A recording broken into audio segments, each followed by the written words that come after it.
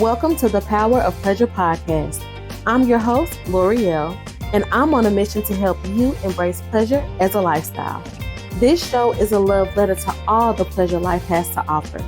And each week, I'll be chatting with friends, loved ones, peers, and people I admire about all things pleasure. Through these conversations, I'm giving you the best tools, resources, and tips to help you create a life that is ooey gooey juicy good, one shift at a time. So buckle up and let's get ready for this week's episode.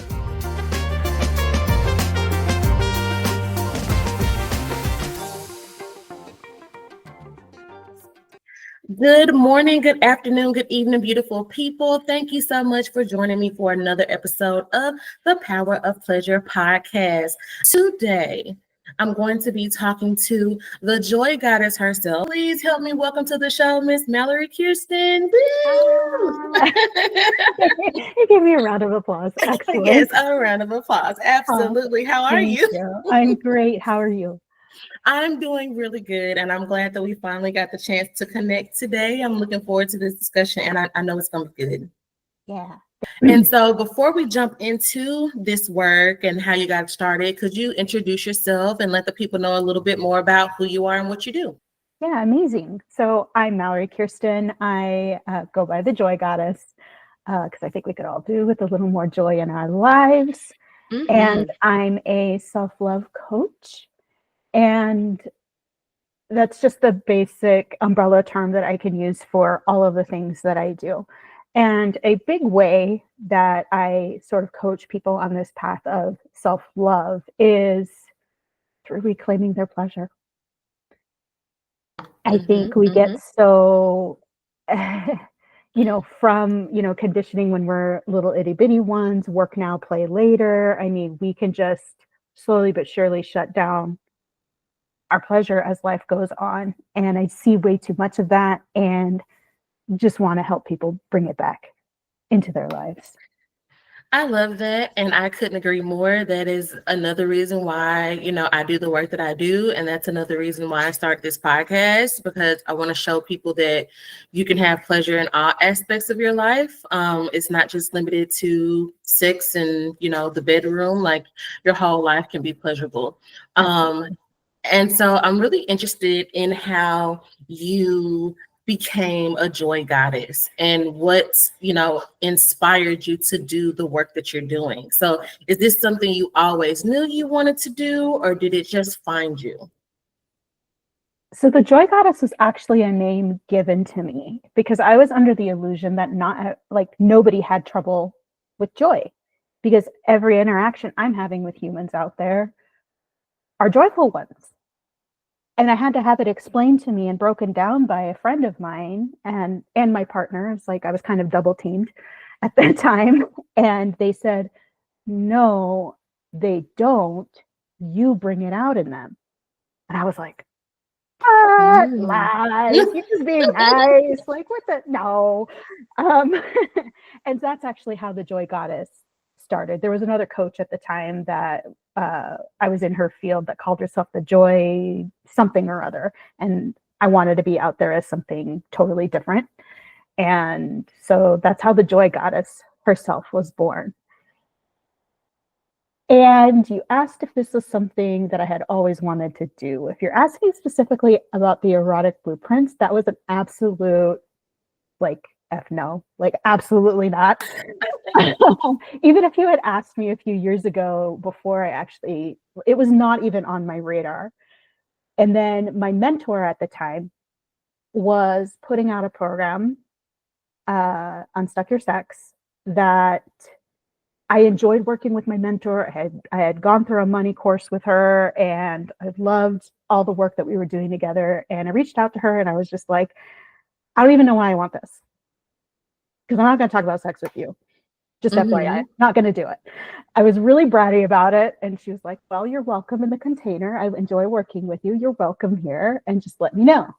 And so I was like, fine. And almost immediately, because I was so avoidant for talking specifically about sex, I started seeing immediately, oh, wow, here's how I can apply it to my life outside of the bedroom. And I started, it's actually a little bit of a backdoor pathway that I took, because most people come to Erotic Blueprints and they're like, I want a better sex life. I want to have sex more often with my partner. I want to last longer. I want better orgasms. Like, they come with those goals, and I didn't have any of that. So, and then usually through having better orgasms and lasting longer and having greater intimacy with their partner, they start expanding out into their life. And I was the opposite. I was like, oh, this is how it goes to life. Okay, now how can I apply it to the bedroom? So it was a little bit backwards for me, and I wouldn't have had it any other way. I think that's really cool. And it's funny how we kind of, how can I say, I don't want to say trick ourselves into things, but we kind of frame things a certain way, and then it ends up being completely different from what we expected, but it's exactly what we needed at the time.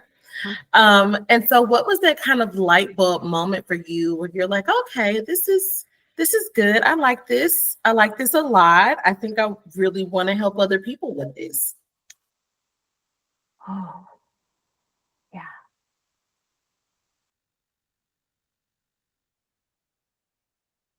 So maybe this is a good time to actually introduce the framework a little bit. So there's a foundation for a little bit of what I'm talking about. So there are 5 erotic blueprints. So 5 unique paths to pleasure, and it's 5 blueprints. And within the 5 blueprints, it's going to show up absolutely differently for everybody. It's individualized by not just type, but by human. And so there's the energetic blueprint. Turn-ons are anticipation, tease, and spaciousness. The highest point of pleasure for a lot of energetics is in the almost touching, almost getting that kiss. It's in the almost, that anticipation piece. And, superpowers for this blueprint is that they can actually orgasm without even being touched. They can lock eyes with their lover across the room and just get into ecstatic or even altered states. The shadow is that because of that energetic sensitivity, they can actually shut down pretty quickly. And yeah, there's just a lot of sensitivity. Makes them really great and intuitive lovers because they can read the other. But if too much is happening too fast, it's like instant shutdown. But they can lose their turn on if touch is happening too fast. So that's the energetic. The sensual blueprint is turned on by all of the senses. So they want delicious food. Maybe they have a beautiful environment with like flower petals all over the place. And they have their candles burning with specific scents that they love. And they bring kind of the beauty to sex. Superpowers of this is that orgasms are a multisensory experience. Okay, if you've had like really good food, and you're chewing it and it tastes so good and you swallow it and you just have that mouthgasm, like you might be a sensual. That's me. That is me. Yes, it is me too. It's a multisensory experience. It's a fully embodied, really just like all over experience is their orgasmic state. The shadow side of this is that, if they've spent a lot of time getting a beautiful environment together and then it's time to be intimate with a partner, they can get in their head. They can start running that to-do list and then, like there goes their pleasure. And I just put all this effort into a beautiful space and now there's socks and undies on the floor and I can't stop thinking about the socks and undies on the floor. So, and then bye-bye goes the pleasure for them. So that's the sensual.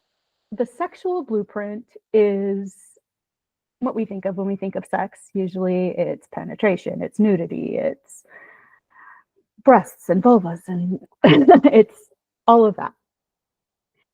And the great part about this blueprint, superpower of this blueprint, is they don't actually need a highly erotic context to get turned on. Like, these are the people, like there's a lot of people out there. I believe the last percentage that I heard is that like 80% of the people out there don't actively think about having sex. Like they just don't. But that 20%, they're just like ready to go. 0 to 60. Let's go. doesn't take a whole lot of warm up. And the shadow side is that sexuals can be so goal focused that they lose the ability to feel the pleasure all along the journey. They get focused on the orgasm. Or like if orgasm doesn't happen, they can feel like, oh, I failed. Yeah. Yeah. So that's the sexual. Then there's the kinky. And kinkies are turned on by what is taboo for you. So I think a lot of people hear the word kinky and they go, oh boy, because they automatically think that I'm talking about BDSM. And yeah. And kinky is inclusive of that, but it's not solely that. And the example that I use is that if you're used to having sex with the lights off all the time, having the lights on could be really kinky for you. Or trying a different position. If you've always done missionary and you're trying a different position, that could be really kinky for you. So it's whatever pushes those edges for you. That's something that I really like to dispel is that, a lot of clients come to me and they take the erotic blueprint quiz and they go, I don't understand why I'm testing high and kinky. And usually one of the first questions I ask them is, well, was sex something that was talked about openly in your family? And they go, oh no, absolutely not. And it's like, there's the kinky. We're having this conversation that feels really taboo for you because it wasn't talked about openly. And that usually gets them, like the subject of sex is just taboo. Somebody listening to this right now could be having a really kinky experience that isn't being talked about so openly, right? And it's just, that's it. It's just what's taboo for you. Superpowers for this blueprint are endless creativity. There's like creating scenes, role play, that could be part of it, but it could also just be, it's just new ideas, it's novelty, and they're really great at that, bringing the novelty to sex. And the shadow or the disadvantage here is that sometimes kinkies can get caught in a rut. They find something that quote unquote works, and they have to follow that pathway in order to be in pleasure. And depending on the kink or the desire, like there can be a lot of shame. I mean, shame goes into all of them in some way, shape, or form, but particularly with this one, like you may have been taught that the woman needs to be on the bottom all the time. And so wanting to try something different can feel really shamey. Yeah. So there's that. And the last one is the shapeshifter. So if you've been seeing yourself in all of these so far, you may be a shapeshifter. Because shapeshifters not only want all of the blueprints fed, they need it in order to feel fully satisfied. The amazing part about this blueprint is that because they're fluent in all the blueprints, they make really amazing lovers because they're able to meet everybody where they're at. Shadow side of that is that they can resort to people pleasing in the bedroom. So again, because of that fluency, if their partner's primarily sensual, they can meet them in sensual, but it sort of has the effect of you can like pizza, you can love pizza, even it could be your favorite food. But if you're having it every single day for every single meal, it's not that much fun. And I would imagine that wouldn't do such great things for your body, having pizza every day for all 3 meals. But it's not. And they themselves start feeling like they're starving because they're not getting fed in all of the ways. And so part of what I do is help people learn to feed themselves. So they're not outsourcing that pleasure to somebody else. Because we can be fed in all the ways that we want to be fed. So I'm really surprising myself right now by remembering that your original question was, what was that light bulb moment for me that made me go, oh, I really want to do this. Mm-hmm. And it's the weirdest freaking light bulb moment ever. Because I had taken the quiz and it told me initially that sensual was my absolute lowest. I had zero access to it. I was like, I don't even know why anybody would want to be a sensual. That sounds awful. Mm-hmm. I had a lot of judgment. Mm-hmm. And I had this sort of epiphany. I started like, you can see in my environment, if you're listening, you can't see my environment, but like my environment is now full of plants. I have this beautiful background that I absolutely adore. And I'm sipping on some really nice warm coffee here and bringing the sensual into my everyday lived experience of being really present with what I'm eating, what my environment looks like, how I feel in my clothing. I started having all of these experiences and I was like, whoa, this is awesome. This changes everything while actually changing nothing. I mean, I did make some changes to my closet because I realized I was wearing stuff that I was like, this is itchy. Why do I even own it? So I did make some changes there, but in general, there was this shift in perspective where all of a sudden I'm noticing the colors of the sky, like all the different blues and hues, and I'm seeing colors more vibrantly, and I'm smelling flowers. Like I never really, like I could smell flowers, but I wasn't actually registering the scent of them, if that makes sense. So it's like I get all what of you're saying. these, yeah. So all of these things opened up for me, and I had this moment of, wow, in just these tiny shifts, my whole life completely changed. And another aha that kind of like solidified it was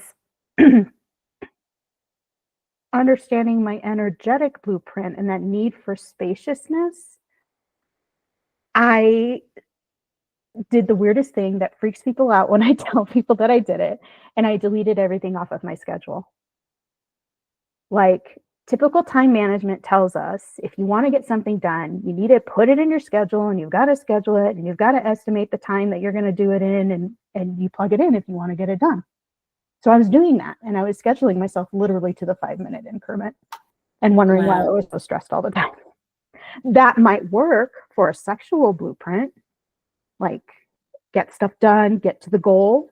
Like that would be probably work very well for someone who's more of a sexual blueprint. But for an energetic, I was feeling constricted. I was freezing all the time. And I was like, what is going on? So if it wasn't an appointment or I had to be somewhere, or I was meeting someone online like this, bye-bye. And there's all this white space in my calendar. And the breath that I felt in my body over that, just life-changing. Just life-changing. And it's the silliest thing. Yeah, and I don't even think that's weird. I didn't think that was weird at all because I did something similar. Yeah. I just got to a point where I was overwhelmed with it. And it was really weird for me because I had actually created this time management mini course. And like we're talking about time blocking and prioritization and all that stuff. And at the time, it made sense for me, but I eventually got to a point where I was over it. And so looking at my calendar now, the only thing I have on there are like reminders for bill due dates and then important appointments and like interviews. That's it. I don't have anything else on there. And it feels so much better. So I didn't think that was weird at all. Yeah, I think a lot of people really could benefit from just kind of taking a step back from the constant planning. One thing that I learned, and this was like some years ago, I felt really like restricted because I was planning so much. And the coach that I had at the time, she asked me, she said, have you ever considered that you might be planning yourself out of a miracle? Ooh. And I was like, no. Like, no. And I was offended. Like, why would you say that? But I get it now, because scheduling all of my time, I didn't really leave anything open for anything else. And then a lot of that time was for other people and other things. It wasn't even things for me. So, all that said to say, I don't think it's weird. And I applaud you for being able to do that because a lot of people can't, you know? Yeah. But anywho, so I appreciate you sharing that with me. And I find it really interesting the way that those perspective shifts happen. And you talked about outsourcing your pleasure. Um, what are some ways that you find when you're working with clients that they are outsourcing their pleasure or outsourcing their joy? And how can they not do that? Yeah, I mean, I think it's sort of a similar thought process that, a lot of us can get into. I'll be happy when I lose this weight, or I finish my Mhm. degree, or, you know, my child gets out of these terrible twos, or, like there's all these things that we place importance on to being joyful or being happy or whatever it is that you desire to be. I desire to be in joy and pleasure like every second of every day. And, it's important to remember that it's an inside job. And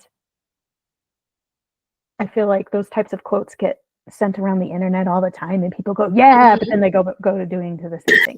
Like, and I think, when it comes to being in a partnership or when it comes to pleasure, we can, because this is what we see in the movies all the time, where the eyes meet across the room and they just know what each other needs and they don't need to have any Mhm. consent conversations. And so they just go do it. Mhm. And it's amazing and awesome just because it was meant to be. And Mhm. well, like Mhm. that's just not how it works. You can feel that spark of attraction across the room, but if you don't know your own body and Mhm. you don't know how to play your own instrument, Mhm. like you can't really expect somebody else to know. Um, do you ever watch Schitt's Creek ever?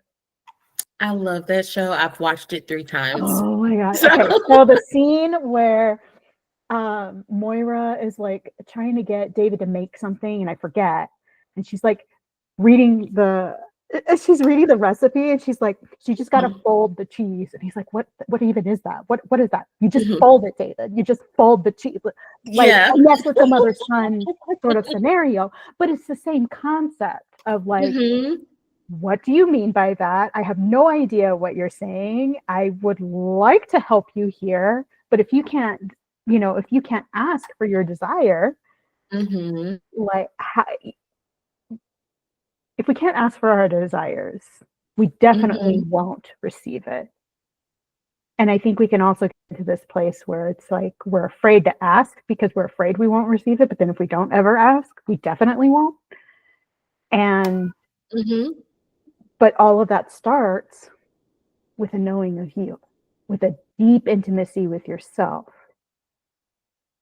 So that when it comes time to play with a partner, well, first off, it's so that you are already full and there's none of that like Yes. hooks that we can get into other people to try to Mhm. like siphon from them almost. Yeah. I So mean, it's like, that's what it is. Yeah. yeah, yeah. So you're filling yourself up so much and it feels so good. And then you're in this place of like, wow, I'm really good by myself. But maybe I want to see what it would be like to invite somebody else in, to invite my partner Mhm. in, to maybe get out in the dating world and invite somebody else into this. Because then also what happens, or what I've seen happen, is if it's anything less than this, what I've been giving for myself, Yes. there's zero tolerance for that. Yes. Which that's what Mhm. I'm about. Yes. That's Yes. what Yes. I'm Yes. about. I love that so much. Like, I have been talking to my daughter, who, as of right now, my oldest daughter has no interest in other people, which I think is great for her, being like 14, because the relationships are starting younger and younger these days. Why, Yeah. I don't know. But she has no interest in dealing with anyone but herself. And I love that for her. And I affirm her all the time, because there's this pressure to, I mean, you're already 14, like you don't have a boyfriend, you don't have a girlfriend. And she's like, I think people are stupid. Um, Because most people are when they're 14. yeah, I think people are stupid. I think boys are gross. They smell, they look dirty all the time. She was like, the girls at her school, they're all like copycats. They all do the same things. They talk the same way. And I'm just like, wow, like I'm raising this person. I think it's great. That she's really focused on herself, and she's not allowing other people to like influence what she does. And unfortunately, a lot of us were not brought up that way. A lot of us were brought up, you know, having our autonomy stripped away, and we were raised to put other people before ourselves. And whereas, adults in our, generation are now learning to put themselves first, there's like this whole other, generation behind us, and behind them, watching what we're doing, and not wanting to fall into the things that we fell into. And I affirm her, and I try to affirm as many of her friends as possible, to like just focus on yourself. And this doesn't mean that you'll never have someone, but that should absolutely not be the goal, especially while you're in high school. You have your whole life, but it's easier for you to create a life that you love when you're not focused on other people. Yes. It's easier for you to be able to be happy when you're not focused on other people, because you're making decisions based off what feels good for you and what's right for you, without having to consider anybody else. And there's absolutely nothing wrong with that. Yeah. Absolutely. Yeah. Mm-hmm. Because I think that's the hardest part for a lot of the people that I see, because it's like we have certain kind of systems and structures in place that, at some level in school, there's the thing that you have to do to get an A. Mm-hmm. So at some level, it's like you're giving the teacher what they want so that you can get an A. Yes. And that can be so, embedded. And what I am noticing, and correct me if I'm wrong, since you do have a younger one, I am noticing a bigger shift to less academically achievement oriented mindsets as of late. Yes. Yes. Which is amazing, because I grew up with, how I earned love was through those achievements. And Yes. that has Yes. been to unravel. Mm-hmm. Like that has been big to unravel. And, that's the change that I want to make, is like exactly what you're talking about, is stop living for other people, and not from a non-compassionate place. We can be compassionate, and we can be loving, and we can be there for others. And it doesn't have to take over our whole life. Yes. I'm absolutely noticing that shift, which is great. I will say that I feel like, just personally, there are some life skills missing. Like, there's some skills that we grew up learning, learning how to cope with, disappointment, learning how to cope with screwing up. We learn how to cope with those things, and I'm not seeing as much of that now. Like, the mistakes, when the kids now make a mistake, it's like, oh my God. And so there's that. But within that, there's so much freedom there. And I think it's so beautiful, and it's absolutely a gift. I'm sure they may not see it that way, but I'm definitely looking at it like, oh my God. Like, if I could be your age with what I know now, oof, Like I would just be, I would be Unstoppable force. unstoppable. Yes, I Ah, would be absolutely unstoppable. No doubt about it. But for the people who are watching or the people who are listening who want to get to that point where they feel unstoppable now, what are some simple tips that they can do, some things that they can incorporate into their day for them to prioritize their own joy and their own pleasure? yeah. Um, so I think I talked a little bit about work hard, play later, Mm-hmm. which works relatively well when you're a child and, you know, parents or whoever you were raised by are wanting you to make sure that your homework is done before you lose the night playing video games or Mm-hmm. whatever your activity of choice is, whatever your interest was after.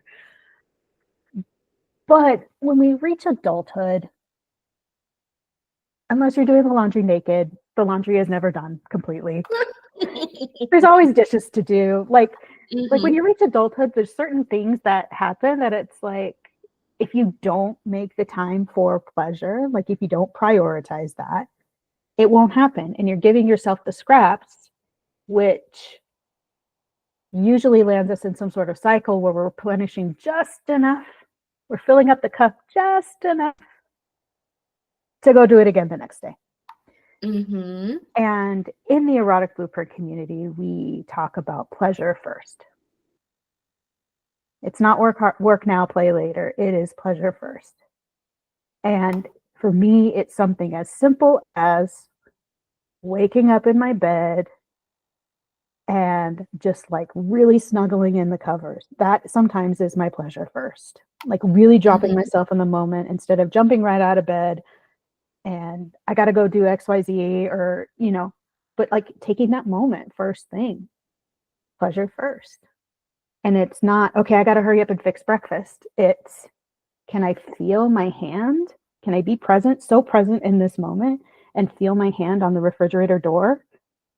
Can I hear the magnet separating itself as I'm opening the door? Like, and this doesn't take very long. It's just being really present with what is happening now. And that has the added benefit of rewiring our brain to not be in so much fight flight. It rewires our Mm-hmm. brain for presence because when we're present, we're signaling safety. And the more safety we feel, the more pleasure we can feel. And the more pleasure that we let in, the safer we feel, and the more pleasure we can let in, and the safer we feel, and the more pleasure we can let in. It's beautiful. Mm-hmm. And it can really be as simple as just getting present. Like, I love that's the that. big one. Mm-hmm. Taking time to just be in your body, and not allow your brain, like your mind, to rule your whole day. Yeah. Like it's okay to, like, even if you wake up with an alarm, it's okay for you to, turn the alarm off and just take a second, you know. Open your eyes if you feel like you're going to go back to sleep and if you have somewhere to be, Yeah. but it's okay to just take a second and just be where you are instead And of like immediately jumping into go mode. mhm. And even if you wanted to sleep longer, even if you're feeling grouchy in the moment because my alarm just woke me up, can you also be grateful for the alarm? Thank you, alarm. Yeah. Thank Hmm. you for doing your job so that I can get my day going. Gratitude is a big one too. Hmm. Yeah. So we have being present, being in your body, gratitude, and what's like one more? Maybe we can call it like the big three. The big three. So many. So many. So many.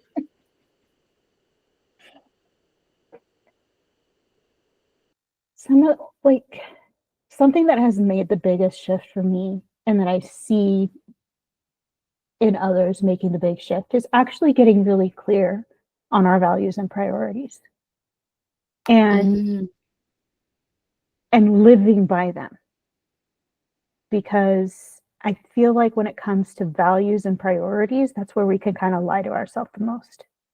We don't mean Mm-hmm. to, but we do it.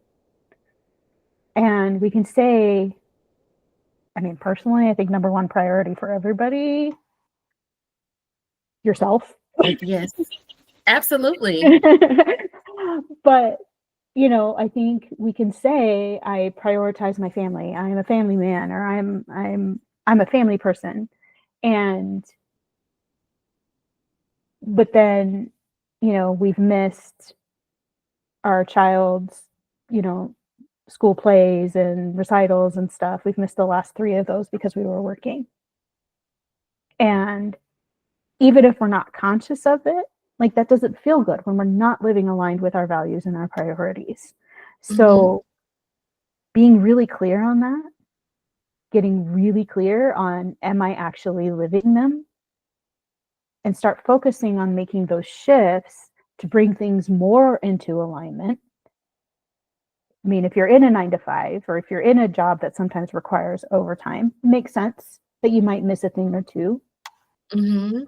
But if that's a continuous pattern, are you living your priorities? Yeah. Mm-hmm. That's a big one.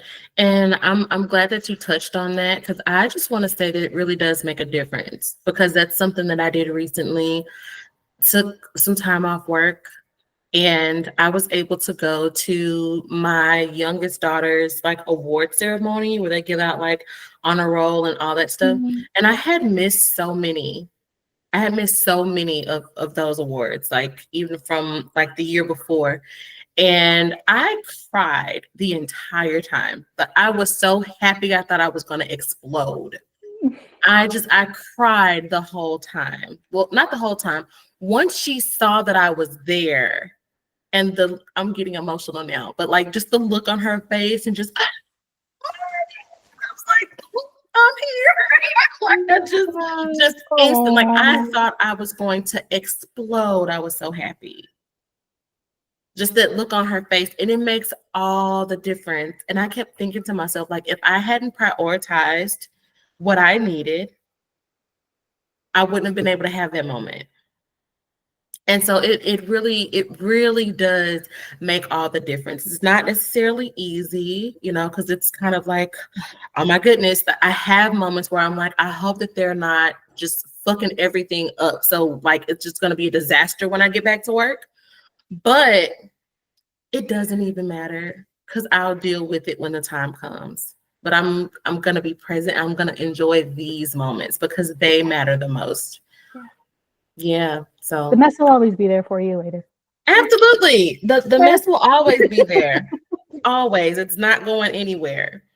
And so I feel like that's a good segue into like the next question that I want to ask you.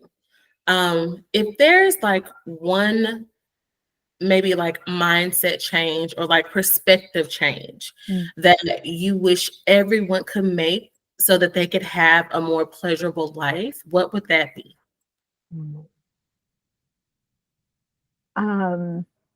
Yeah, getting curious. My favorite game to play right now is there pleasure even here? It's been a rough month in my personal life. My mom had a surgery. She's in California. I'm in Colorado. I was trying to manage all the details and stuff. She has so much family over there. So many people were like stepping up to, be with her and all that kind of stuff. And I was just kind of manning headquarters from Colorado while all of that was going on. And, there was just a lot of emotions. I think it was Ram Dass who said, if you think you're enlightened, spend a week with your family. And spend a week with the people that you're likely doing all your healing from. Yeah, that's a super fun game. But in the midst of all of these emotions that were rising, all of this anger, I had this amazing moment where I was like so angry and I was crying these hot tears down my face. And I had this moment of, I can feel this heat. And now I can feel the temperature change of my face as my face is getting hot with the release. And now it feels cool. And oh my gosh, that tear feels so good on my face. Is there pleasure even here? Because the answer most of the time is yes. It's a really great game to play. I urge everybody to try it. Yeah, it is. And there's something so powerful in the leaning in of it all. When you just let yourself have the thing, when you let yourself feel it, Mhm. there's something so powerful in that. And we've been taught to fear it, but there's really not that I can think of. I mean, you may have an idea, but I can't think of anything to fear about leaning in and just letting yourself have the moments that you need to have and feel the things that you need to feel. Yeah. Mm-hmm. Yeah. It's how Okay. good does that release feel at the end too? Like, Yeah. yeah. Mm-hmm. And so I'm guessing from everything that we've discussed so far that it's really important for you to be in touch with yourself and like love yourself enough to even begin the journey of having a more pleasurable life. And so with that said, what is the biggest key that you think self-love plays on its influence in our relationships with other people? Mm.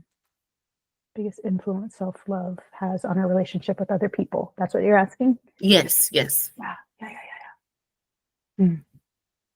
I think when it comes to relating to other people, I'm not actually 100% a believer that you have to love yourself first before you can love anybody else. I Mm-hmm. actually think how we love others informs how we get to love ourselves. Mm-hmm. Mm-hmm. And, when we learn to love ourselves, which starts with just accepting what is, we're Mm-hmm. just being with what is, we're not trying to fix or change anything. We're accepting what is right now. Yeah. And the deepest love can come from that acceptance.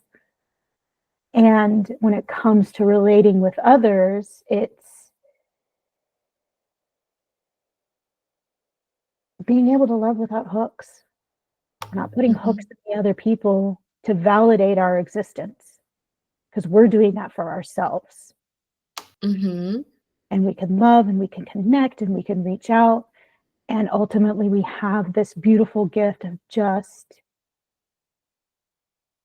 being here, being intimate Mm-hmm. with ourselves, being in love with ourselves, like taking yourself on a little date. What might that look like? And and Mm-hmm. and courting yourself as you would with a lover. And then when it's time to engage other people, or when you're thinking like, oh, I might want to invite this person into my sphere, it just gets to be that much better. Mm-hmm. It enhances everything when it begins here with us, ourselves. I love that. And what you said, I feel like was spot on because when I hear that, if you can't love, like if you don't love yourself, if you can't love yourself, how can you love someone else? And I think it's not so much about how much you love yourself, but it's definitely more about the acceptance, because I look at like just loving other people, loving myself, and relating to other people about acceptance and about the connection, not necessarily ownership. Like sometimes I feel like phrases like that are more on like ownership. Like if I love myself first, then I won't feel the need to own this other person. But I feel like the work is like deeper than that. It's beyond that. And so I appreciate you touching on that. And so I want to keep talking, but we're getting down to like the wire, and I absolutely want to be respectful of your time. And so I'm going to shift us into like the portion of the show called the pleasure principle. And I have these two questions that I ask every single guest that comes on the show. Okay. Okay. So the first question is, what is your non-negotiable pleasure principle? Mm, pleasure principle. Like a guide for how I live kind of thing. It can be whatever you want it to be. I always leave it open to the guest interpretation.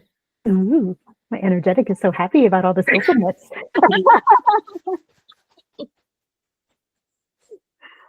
um, oh, non-negotiable pleasure principle. I think it comes down to that curiosity of, is there pleasure even here? Or Mm-hmm. or even, how can I add more pleasure into this moment right now? Mm-hmm. I I like love that. these questions to ask myself every day. But I think it's great how you've incorporated that into your daily practice. It's not, sometimes, and I can't speak for your experience, but sometimes, like, as someone who is on a journey of like self-discovery, self-love, and just want to take better care of yourself and be happier overall, a lot of the things that we start out doing, it can be like performative, right? Like for me, I was in a place where I felt like where I was as far as I could go. It was as good as it was going to get. And I kind of had to start tricking myself. I would literally play tricks on myself. Like I went to a restaurant and I would look at the menu and go, I think this is going to be disgusting. And I'd order the food just to see how bad it was. And then it's like, okay, this wasn't bad at all. And so I gave myself like challenges, or I'd go see a movie like, I think this movie's gonna suck, and just let myself be open to it. And it never really was that. It never really was that. And eventually I didn't have to play the tricks anymore. Like I didn't have to play the tricks anymore. And so like the curiosity and the, how can I have more pleasure in this moment? I think it's really beautiful and it's really interesting, and it eventually just becomes a part of who you are, even if you don't phrase it exactly that way. Like for people watching and listening, even if those aren't your words, it becomes, I don't want to say habit, but it becomes just a part of who you are. You don't have to like push it or force it anymore. Yeah. Okay. And so the next question that I want to ask you is, what does pleasure feel like for you? Ooh. Oh, ooh. Oh, it feels like so many things. A body sensation that I get a lot is like full body. I call them full body giggles because that's actually what it feels like, is that every part of my body is giggling. But it can feel like this groundedness and solidness, like right in my pussy area. It can also feel like this beautiful lightness in my chest. It can also feel like coffee sliding down my throat. It can also feel like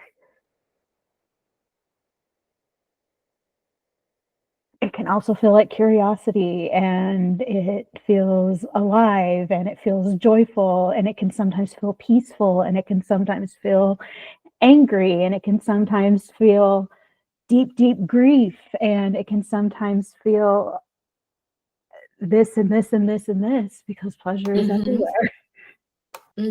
We are pleasure. I love that. And thank you for sharing that. You're welcome. I appreciate that perspective. And for those of you who can't see, like the full body giggles are real, because I've been able to see them, and it looks like being on the receiving end of a tight hug, right? Like that's what it looks like. Like that's what I'm seeing, because you do this, and it's and so that's great. Thank you so much for sharing that, and thank you so much for taking the time to meet with me and just share your experience with and your energy with me and the audience today. It really means a lot. Thank you so much. Thank you for having me. It was beautiful, beautiful meeting you. Absolutely. Thank you so much. Oh my goodness. Thank you. And so I absolutely know that there are going to be some people who are interested in, learning more about you, learning more about the work that you do with the Erotic Blueprint framework. And so how can they get in touch with you? Yeah. So my website is MalloryKiersten.com. That'll have everything that you need to get started in one way, shape, or form with me. And you can follow me on Facebook or friend me on Facebook. And that's Mallory.Kiersten.888 there. And I'm the Joy Goddess on Instagram and TikTok. All righty. You heard it here first. I'm joking. But thanks. Thanks so much again. I really appreciate you. I'll make sure to have all that information in the show notes. And yeah, I hope you have a wonderful rest of your day, evening, whatever you're about to get into. Thank you so much. You too. Thank you for joining me on this week's episode of the Power of Pleasure podcast. Make sure to check the website, powerofpleasurepodcast.substack.com. On the site, not only will you find some blog posts and other helpful tools to help you continue the mission, you'll also be able to access the show notes as well as any social links and resources from this week's guest. While you're at it, if you found this information valuable, which I'm sure you did in some way, go ahead and take a few moments to leave a rating or review wherever you're listening to this episode and share out on social. I hope to see you next week for another episode of the show. And in the meantime, in between time, go out and do one thing today to help you embrace pleasure as a lifestyle.